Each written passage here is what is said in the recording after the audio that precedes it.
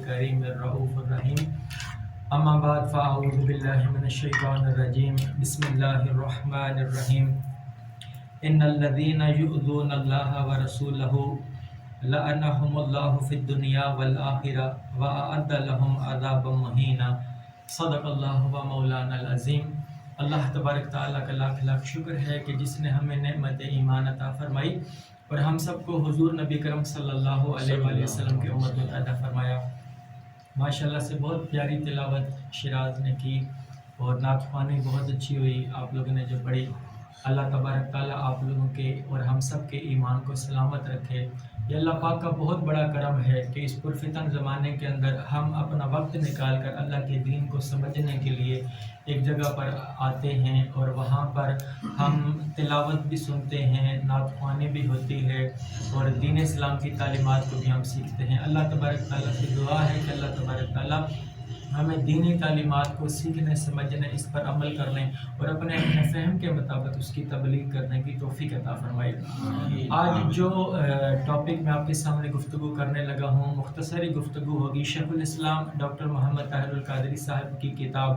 القول المتین فی امر یزید اللعین،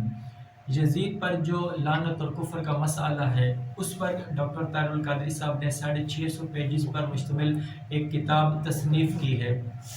موجودہ زمانے میں اس کتاب کو لکھنے کی وجہ کیا بنی؟ اس زمانے میں اس کتاب کو لکھنے کی وجہ یہ بنی کہ بدقسمتی سے، کم علمی کی وجہ سے آج لوگوں نے حضرت امام حسین رضی اللہ تعالیٰ عنہ کی جو شہادت ہے اس پہ یزید کو اس سے بری ذمہ قرار دیا جا رہا ہے کہ یزید کا عمل دخل نہیں تھا۔ عراق کا جو گورنر عبید اللہ ابن زیاد وہ جو عراق کا گورنر تھا، یہ اس پر سارا معاملہ ڈال دیتے ہیں کہ یہ اس نے قتل کروایا اور یزید کو سے بری ذمہ قرار دیتے ہیں۔ اب تو اس دور کا ایک بہت بڑا فتنہ ہے کہ امام حسین رضی اللہ تعالیٰ عنہ کے جو قاتل ہیں ان کو نامعلوم کیا جا رہا ہے اور یزید کے لیے نعوذ باللہ رحمۃ اللہ علیہ کے اس طریقے کے القاب اور اس کے ساتھ وہ جوڑے جا رہے ہیں۔ تو اس لیے یہ کتاب ہے، اس کو تعارف میں مختصر سے آپ کے سامنے رکھ رہا ہوں۔ سورہ الاحزاب آپ کو یاد رہے گی، یہ سورت نمبر 33 ہے اور آیت نمبر اس کی 57 ہے۔ اللہ پاک نے فرمایا ان الذین یؤذون اللہ ورسولہ، بے شک وہ لوگ جو اذیت دیتے ہیں اللہ اور اس کے رسول کو، لعنہم اللہ فی الدنیا والآخرہ، اللہ تبارک تعالیٰ کی لعنت ہے ان پر اس دنیا میں بھی اور آخرت میں بھی، وَأَعَدَّ لَهُمْ عَذَابًا مُهِينًا، اور ان کے لیے عذاب مہین تیار کر رکھا ہے۔ اب دیکھیں یہاں پر پہلی بات تو قرآن مجید میں ہی آ گئی کہ جو اللہ اور اس کے رسول کو اذیت دیتا ہے اللہ کی لعنت ہے اس پر دنیا اور آخرت میں۔ پہلی بات تو یہ ہے کہ اللہ تبارک تعالیٰ کو تو براہ راست کوئی اذیت دے نہیں سکتا۔ اذیت تو حضور نبی کرم صلی اللہ علیہ وآلہ وسلم کو دیا کرتے تھے مکہ کے لوگ، کبھی ان کو طائف کے بازاروں میں پتھر مار کر لہو لہان کر دیتے اور کبھی اتنا مجبور کرتے کہ شعب ابی طالب کے اندر 3 سال ان کو قید کر دیا جاتا ہے، کبھی ان کے چلنے کے راستے پر کانٹے بچھا دیے جاتے ہیں، کبھی تانا زنی ہوتی ہے۔ تو اتنا مجبور مکہ معظمہ میں کیا، اتنی اذیت دی کہ بالآخر مکہ چھوڑنے پر مجبور ہو گئے اور مکہ سے ہجرت کر کے مدینہ منورہ تشریف لے کے چلے گئے۔ تو اذیت تو حضور نبی کرم صلی اللہ علیہ وسلم کو دیا کرتے تھے۔ تو اللہ پاک نے یہ کیوں فرمایا کہ جو اللہ اور اس کے رسول کو اذیت دیتا ہے؟ تو اس سے یہ بات پتہ چلی کہ اللہ تبارک تعالیٰ کہنا یہ چاہتے ہیں کہ جس نے رسول کو اذیت دی یقیناً اس نے اللہ کو اذیت دی۔ یہ اسی طرح ہے جس طریقے سے قرآن مجید کی آیت ہے من یطیع الرسول فقد اطاع اللہ، جس نے رسول کی اطاعت کی یقیناً اس نے اللہ کی اطاعت کی۔ تو جس نے رسول سے محبت کی سمجھو اس نے اللہ سے محبت کی، تو جس نے رسول کی اطاعت کی اس نے اللہ کی اطاعت کی، جس نے رسول کو اذیت دی اس نے اللہ کو اذیت دی۔ تو اللہ تبارک تعالیٰ نے اپنے محبوب کی اذیت کو اپنی اذیت قرار دیا ہے۔ اب یہاں پر فرمایا لعنہم اللہ فی الدنیا والآخرہ، اللہ تعالیٰ کی لعنت ہے ان پر دنیا میں بھی اور آخرت میں بھی۔ آپ اندازہ کر لیں کہ کربلا کا جو واقعہ ہوا اور حضرت امام حسین رضی اللہ تعالیٰ عنہ کا جو مقام ہے، جن کے بارے میں حضور نبی کرم صلی اللہ علیہ وسلم نے فرمایا الحسن والحسین سیدہ شباب اہل الجنہ من احبہما فقد احبنی ومن احبنی فقد احب اللہ۔ یہ حسن اور حسین جنت کے نوجوانوں کے سردار ہیں جنہوں نے ان دو شہزادوں سے محبت کی، سمجھو اس نے مجھ سے محبت کی، اور جو مجھ سے محبت کرے گا رب اس سے محبت کرے گا۔ اتنی محبت امام حسین رضی اللہ تعالیٰ عنہ سے ہے، اتنی محبت ہے کہ ایک مرتبہ نماز پڑھا رہے ہیں، سجدے کی حالت میں ہیں، صحابی کہتے ہیں کہ مجھے گمان لگا کہ کوئی ایسا ویسا مسئلہ تو نہیں ہو گیا۔ انہوں نے جب سجدے سے سر اٹھایا تو دیکھا تو حضور نبی کرم صلی اللہ علیہ وسلم بدستور سجدے کے اندر موجود ہیں، لیکن ان کی پشت پر امام حسین رضی اللہ تعالیٰ عنہ بیٹھے ہوئے ہیں۔ سجدہ طویل کر دیا، تسبیح بڑھا دی، اور سجدے سے سر اس لیے نہیں اٹھا رہے کہ کہیں میرا حسین گر نہ جائے۔ تو جو اتنا خیال کیا کرتے تھے حضرت امام حسین رضی اللہ تعالیٰ عنہ کا، اب کربلا کے میدان میں کتنی بے دردی کے ساتھ، ایک ہوتا ہے قتل کرنا، ایک ہوتا ہے بے دردی سے قتل کرنا، مطلب ہے کہ ان کو قتل کیا گیا، نیزے مارے گئے، تلواروں کی ضربیں لگیں، اور اس کے بعد گردن کو کاٹ دیا گیا، گلا کاٹ دیا گیا، اور پھر نیزے کی نوک پہ رکھ کے ان کو لے کے جایا گیا، دمشق اور شام کے بازاروں میں ان کو گھمایا گیا، اور ان کے جسد اقدس پہ گھوڑے دوڑائے گئے۔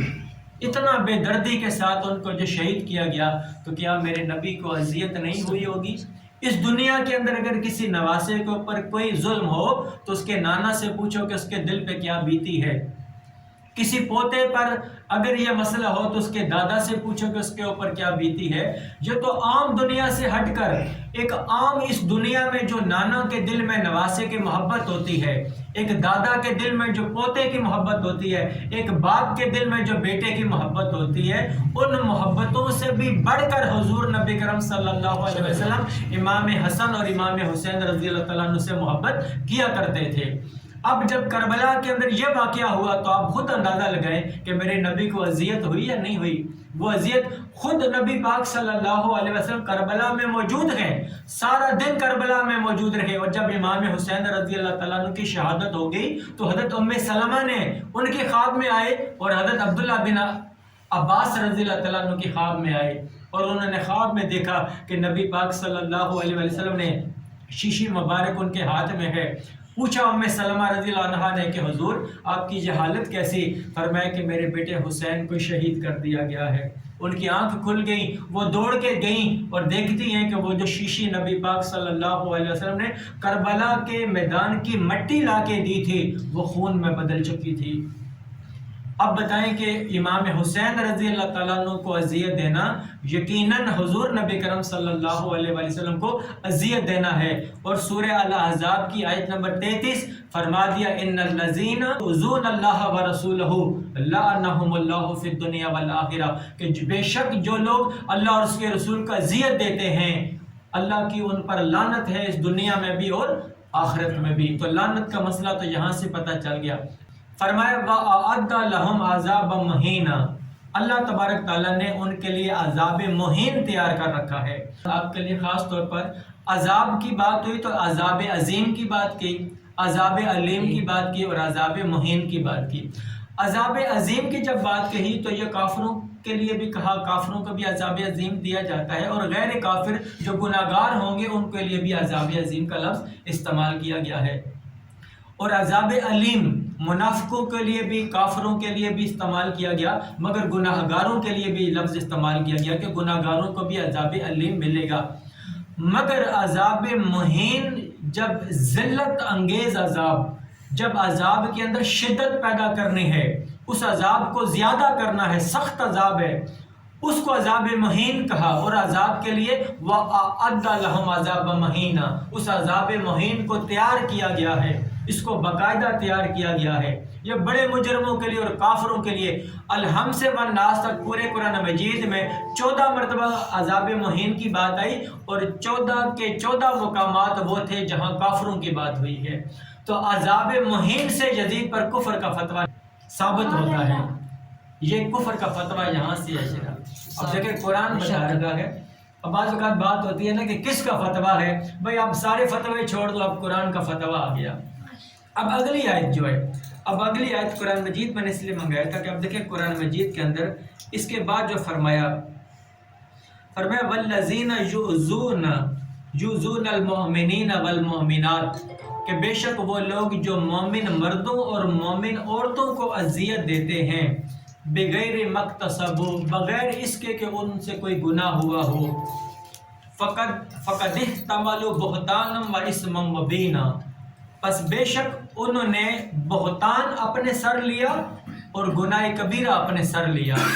قرآن مجید کی یہی آیت نمبر 58، پہلی تھی 57، اس میں اللہ اور اس کے رسول کو اذیت دینے کی بات کی، اور اب ہے سورہ الاحزاب کی آیت نمبر 58 اگلی آیت۔ اب فرمایا کہ جو لوگ مومن مردوں کو اور مومن عورتوں کو اذیت دیتے ہیں وہ گناہ کبیرہ کے مرتکب ہوتے ہیں۔ اب مومن مردوں اور مومن عورتوں کا معاملہ سیپریٹ۔ جو لوگ حضور نبی کرم صلی اللہ علیہ وآلہ وسلم کو نعوذ باللہ بڑا بھائی کہہ دیتے ہیں یا وہ ہمارے جیسا کہہ دیتے ہیں، اگر تو نعوذ باللہ حضور نبی کرم صلی اللہ علیہ وسلم کی ذات ہمارے طرح ہوتی تو حضور کا ذکر الگ کیوں کیا اور مومن مردوں اور مومن عورتوں کا ذکر الگ کیوں کیا؟ تو حضور نبی کرم صلی اللہ علیہ وسلم کا ذکر اللہ پاک نے اپنے ساتھ کیا۔ فرمایا کہ جو اللہ اور اس کے رسول کو اذیت دیتا ہے تو رسول کا معاملہ سیپریٹ ہے اور امت کا معاملہ سیپریٹ ہو گیا۔ جو لوگ مومن مردوں اور مومن عورتوں کو اذیت دیتے ہیں وہ گناہ کبیرہ کے مرتکب ہوتے ہیں۔ اب لوگ اعتراض کرتے ہیں کہ بھائی چلو ٹھیک ہے، مان لیتے ہیں یزید نے قتل کیا، تو یزید نے اگر قتل کیا تو قتل کرنا تو حرام ہے، تو اس سے کافر کیسے ہو گیا، وہ لعنتی کیسے ہو گیا؟ سورت نمبر 23 آیت نمبر 24 سورہ نور، وہاں پر جب تہمت لگی تھی حضرت عائشہ صدیقہ رضی اللہ عنہا پر، تو اللہ تبارک تعالیٰ نے جواب دیا تھا سورہ نور کے اندر، فرمایا تھا کہ جو لوگ جن لوگوں نے تہمت لگائی حضرت عائشہ صدیقہ رضی اللہ عنہا پر، اس وقت وہاں پر لعنوا فی الدنیا والآخرہ، اللہ پاک کی لعنت ہے انہیں دنیا میں بھی اور آخرت میں بھی۔ اب آپ نے ایک بات دیکھی کہ مومن مردوں اور مومن عورتوں کے لیے لعنت کا لفظ نہیں استعمال کیا تھا۔ جو مومن مردوں اور مومن عورتوں کو اذیت دیتا ہے ان کے لیے فرمایا تھا کہ وہ گناہ کبیرہ کے مرتکب ہوں گے، مگر عائشہ صدیقہ رضی اللہ عنہا کی جب بات آئی تو قرآن نے کہا ان پر لعنت ہے دنیا میں بھی اور آخرت میں بھی۔ تو باری تعالیٰ تیرا قانون کیوں بدل گیا؟ تو مومن عورت عائشہ صدیقہ رضی اللہ عنہا تو پھر مومن عورت ہیں، تو مومن مردوں اور مومن عورتوں کے لیے تو کہا کہ جو لوگ انہیں اذیت دیتا ہے وہ گناہ کبیرہ کا مرتکب ہوتا ہے، مگر آپ فرما رہے ہیں کہ جو عائشہ صدیقہ رضی اللہ عنہا پر تہمت جنہوں نے لگائی ان پر اللہ اور اس کے رسول کی لعنت ہے۔ تو اس لیے ہے کہ ان کا لنک آقا علیہ السلام کے ساتھ ہے، وہ حضور نبی کرم صلی اللہ علیہ وسلم کے زوجہ مطہرہ ہیں، تو جب کسی کی بیوی کو اذیت دی جائے گی تو اس کے شوہر کو اذیت نہیں ہوگی؟ تو عائشہ صدیقہ رضی اللہ عنہا کو اذیت دینا یقیناً حضور نبی کرم صلی اللہ علیہ وسلم کو اذیت دینا ہے۔ تو یہی جواب پھر ہمارا ہے، تو جو حضرت امام حسین رضی اللہ تعالیٰ عنہ کو جس نے اذیت دی تو سمجھو حضور کو اذیت دی۔ یہ مسئلہ یہ نہیں ہے کہ امام حسین رضی اللہ تعالیٰ عنہ کے قتل کا مسئلہ نہیں ہے کہ ان کو قتل کر دیا تھا تو یزید کیسے کافر ہو گیا۔ امام حسین رضی اللہ تعالیٰ عنہ کے قتل کا مسئلہ نہیں ہے، حضور کی اذیت کا مسئلہ ہے۔ امام حسین رضی اللہ تعالیٰ عنہ کو تکلیف دینے کی وجہ سے میرے نبی کو اذیت ہوئی، تو جو نبی کو اذیت دے گا اس پر اللہ اور اس کے رسول کی لعنت ہے اور اس کے لیے عذاب مہین ہے۔ تو عذاب مہین سے کفر کا فتویٰ اور لعنت اللہ تبارک تعالیٰ اس کے لیے بھیج رہا ہے۔ اللہ تبارک تعالیٰ سے دعا ہے کہ اللہ تبارک تعالیٰ ہمارے دلوں میں اہل بیت کی محبت عطا فرمائے، صحابہ کرام کی بھی محبت عطا فرمائے، توحید و رسالت جس کو سمجھنے کی ہمیں توفیق عطا فرمائے اور دین اسلام کی تبلیغ کرنے کی توفیق عطا فرمائے۔ وما علینا الا البلاغ المبین۔